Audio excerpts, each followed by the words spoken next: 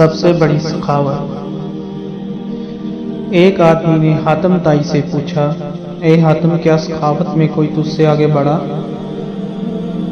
حاتم نے جواب دیا، ہاں، قبیلہ طے کا ایک یتیم بچہ مجھ سے زیادہ سخی نکلا، جس کا قصہ کچھ یوں ہے کہ دوران سفر میں شب پسری کے لیے ان کے گھر گیا۔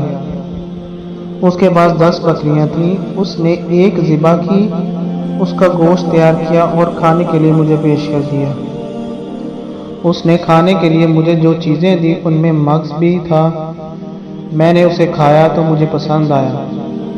میں نے کہا، واہ سبحان اللہ، کیا خوب ذائقہ ہے۔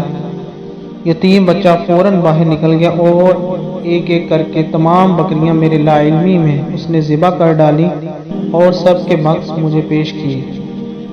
جب میں کوچ کرنے لگا تو کیا دیکھا کہ گھر کے ارد گرد ہر طرف خون ہی خون بکھرا پڑا ہے۔ میں نے اس سے کہا، آپ نے تمام بکریاں کیوں ذبح کی؟